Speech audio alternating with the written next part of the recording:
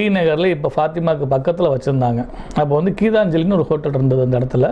So அந்த பில்டிங்கில் வந்து அவங்க வச்சுருந்தாங்க. அப்போ அந்த அன்றைக்கே சொல்லிட்டாங்க, நீ இந்த பில்டிங்கை ஃபுல்லாக பார்த்துக்கோ, இந்த கடையை பூரா நீ பார்த்துக்க, ஏன் நீ வந்து ஊருக்கு போகிறேங்கிறேன்னு சொல்லி அன்றைக்கி ஒரு நைட்டில் வந்து என்னோடய லைஃப் வந்து பிளேட்ஃபார்ம்லேருந்து ஏசி ரூமுக்கு மாறிடுச்சு. ஸோ இப்படி தான் வந்து ஃபஸ்ட்டு பிஸ்னஸுக்குள்ளே வரோம். அந்த ஜுவல்லரியில் இருக்கிறேன். ஜுவல்லரி நல்லபடியாக மெயின்டைன் பண்ணி போயிட்டு இருக்குது.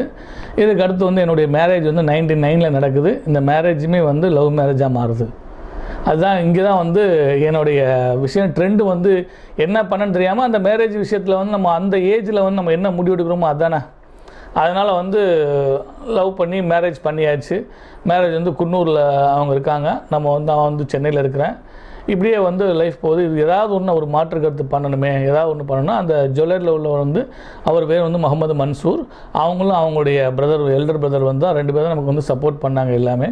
ஸோ அவர் என்ன சொல்கிறார்,